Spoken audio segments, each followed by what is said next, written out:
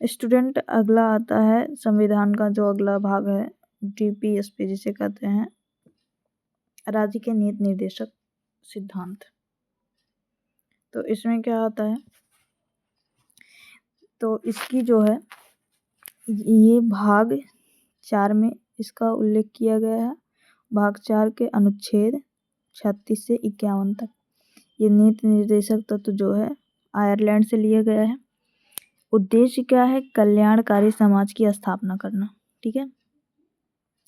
निर्देशक सिद्धांत उन आदर्शों को दर्शाते हैं जिन्हें भारत में केंद्र एवं राज्य दोनों सरकारों को नीतियों और कानून बनाते समय ध्यान में रखना चाहिए।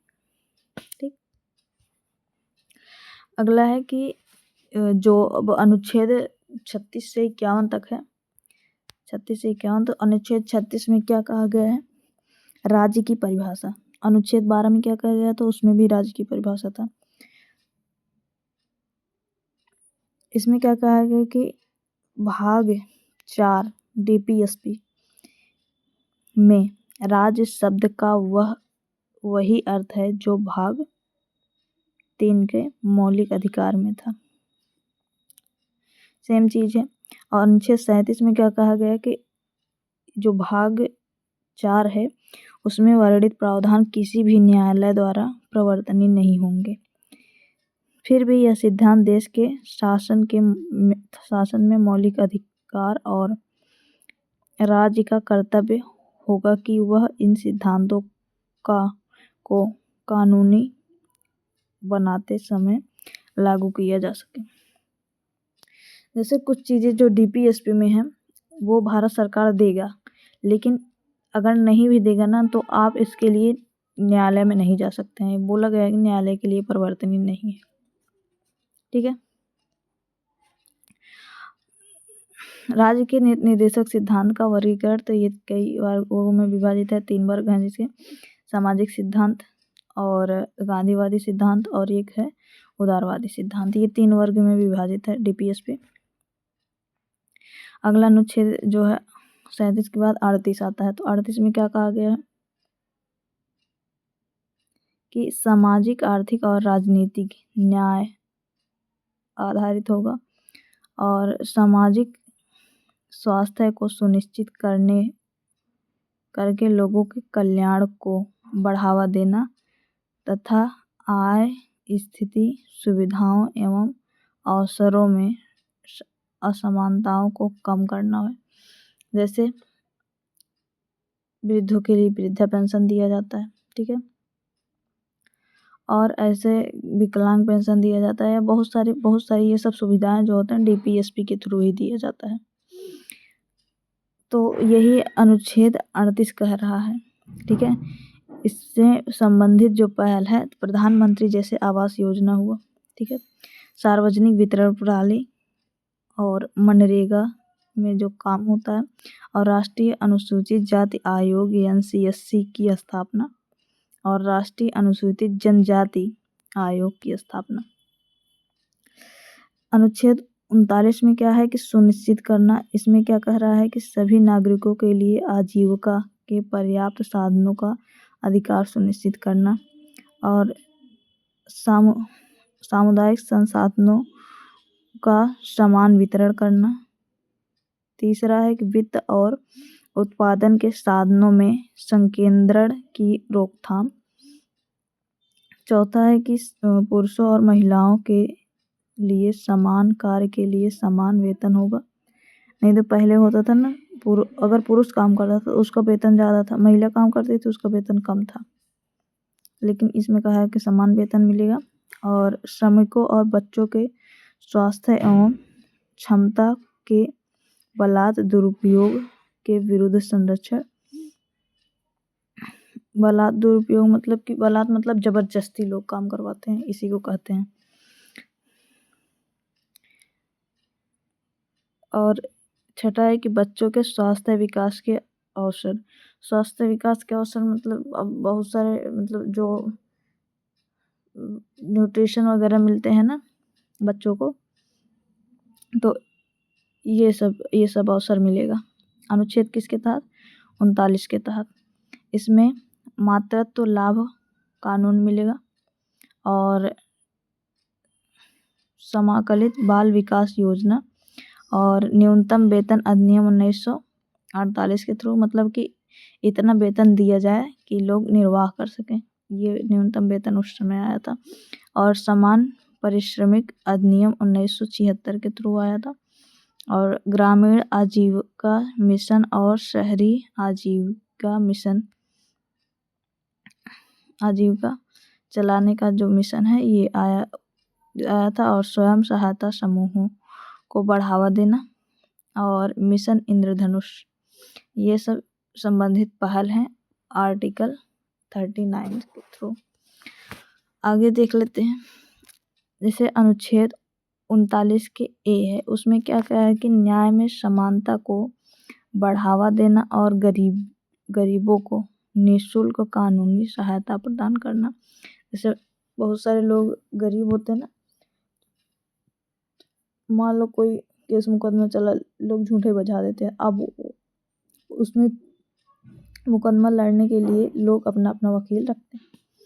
तो इसमें लोग बोलते हैं कि जो लोग गरीब हैं तो उनके लिए ये सरकारी वकील भी रख सकते हैं, सरकारी डॉक्टर होते हैं, ये सब जो होता है अनुच्छेद 39 ए के थ्रू होता है।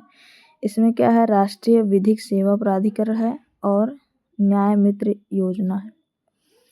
अनुच्छेद 41 में क्या है कि कार्य एवं शिक्षा के अधिकार तथा बेरोजगारी, बुढ़ापे, बीमारी और विकलांग के मामलों में सार्वजनिक सहायता के अधिकार को सुनिश्चित करना होगा। तो इसके थ्रू क्या था कि राष्ट्रीय सामाजिक सहायता कार्यक्रम जैसे अन्नपूर्णा आया था और मनरेगा अधिनियम 2005 में आया था रोजगार के लिए। विकलांग व्यक्तियों का अधिनियम 1995 में आया था, ठीक है। माता पिता और वरिष्ठ नागरिकों के भरण पोषण एवं कल्याण अधिनियम 2007 में आया था। अगला आया है कि अनुच्छेद 42, इसमें क्या हुआ था, न्यायपूर्ण एवं मानवीय कार्य परिस्थितियों तथा मातृत्व राहत प्रदान करना। ये जब वो होता है ना, प्रेगनेंसी के समय लोगों को जो महिलाओं को छुट्टी वगैरह दी जाती है, तो वो सब के बारे में बात किया गया है।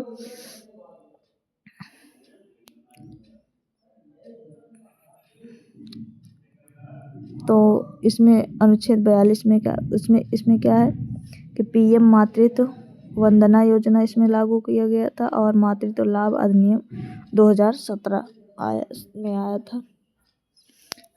अनुच्छेद 43 में क्या कहा है कि सभी श्रमिकों के लिए जीविका यापन के लिए वेतन होगा, जीवन स्तर और सामाजिक एवं सांस्कृतिक अवसरों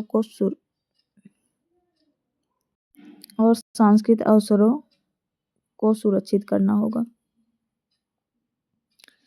तो इसके थ्रू जो संबंधित पहल क्या था कि 4 श्रम संहिता, मनरेगा अधिनियम, सामाजिक सुरक्षा अधिनियम जो 2008 था, ये सब लागू हुआ था और आत्मनिर्भर भारत रोजगार योजना आया था। अनुच्छेद 43 के ए में क्या कहा गया है कि उद्योगों के प्रबंधों में श्रमिकों की भागीदारी होगी और सुनिश्चित करने के लिए कदम उठाना होगा। इसमें श्रम कानून जैसे कि कारखाना अधिनियम 1948 आया था, औद्योगिक विवाद अधिनियम 1947 आया था और अनुबंध श्रम अधिनियम 1970 आदि, ट्रेड यूनियन अधिनियम 1926, ये सब लागू हुए थे। अनुच्छेद 47 में क्या हुआ था कि लोगों के पोषण स्तर और जीवन स्तर को ऊंचा उठाना एवं सार्वजनिक स्वास्थ्य में सुधार करना। इसमें राष्ट्रीय खाद्य सुरक्षा अधिनियम 2013 आया था, पोषण अभियान आया था, one nation one ration card आया था। ठीक है।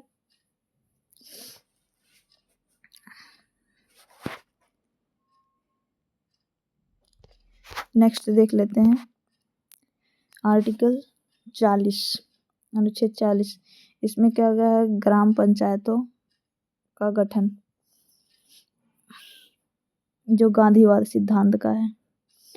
तो गांधीवाद सिद्धांत में आर्टिकल 40 जो ग्राम पंचायतों का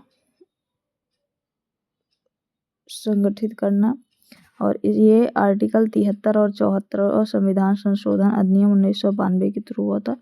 और पंचायत अनुसूचित क्षेत्रों तक विस्तार अधिनियम 1996 आया था। ठीक है।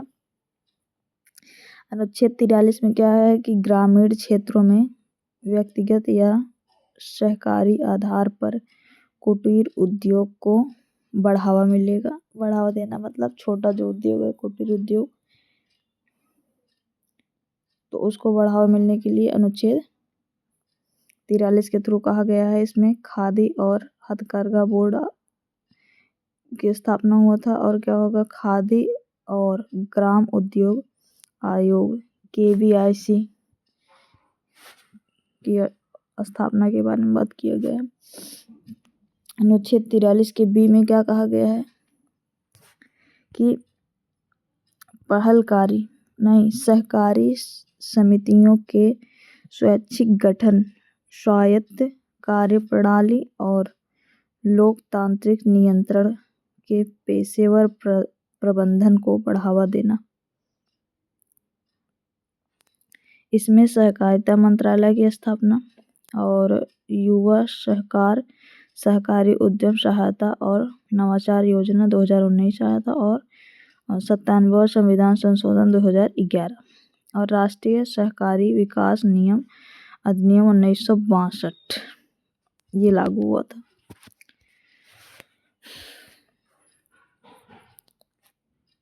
अगला उदारवादी सिद्धांत। उदारवादी सिद्धांत के अनुसार कौन कौन से आर्टिकल थे, तो आर्टिकल जो 44 था, तो आर्टिकल में से 44 क्या क्या है, UCC के बारे में चर्चा है। UCC unified civil code, uniform civil code कह रहा है पूरे देश में सभी नागरिकों के लिए एक समान नागरिक संहिता सुनिश्चित की जाएगी।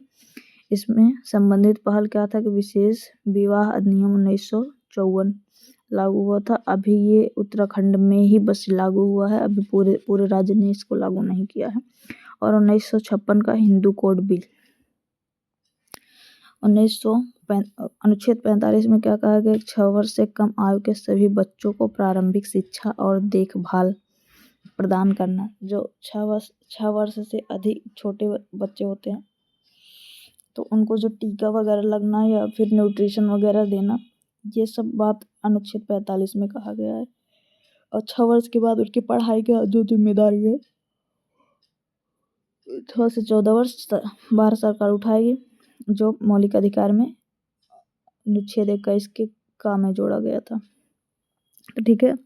इसमें ई-नाम आया था और मृदा स्वास्थ्य कार्ड योजना आया था और राष्ट्रीय गोकुल मिशन, ये आर्टिकल 48 के थ्रू ही इन सब योजनाओं को रखा गया।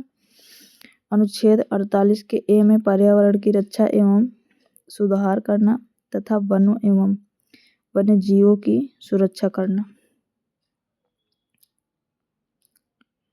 तो इसमें क्या क्या हुआ था, भारतीय वन अधिनियम 1927 आया था, वन्य जीव संरक्षण अधिनियम 1972 आया था, पर्यावरण संरक्षण अधिनियम 1986 आया था, और 2002 का जैविक विविधता अधिनियम आया था, और हरित भारत मिशन, ये सब आर्टिकल 48A के थ्रू हैं।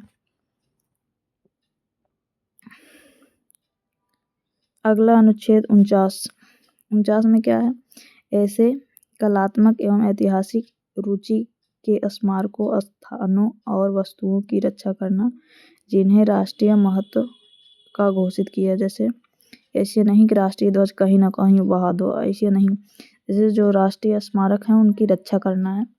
ठीक है। राष्ट्रगान होता रहे तो खड़े हो जाना ही, नहीं जैसे बैठे रहे जैसे गाना सुन रहे हो।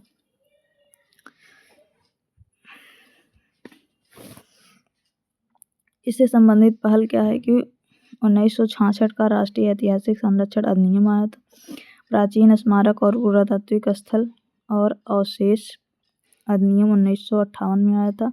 और पुरावशेष और कला खजाना अधिनियम 1972 में, इससे संबंधित ये सब हैं। और अनुच्छेद 50 ये राज्य की सार्वजनिक सेवाओं में न्यायपालिका को कार्यपालिका से अलग करता है, अनुच्छेद 50 में।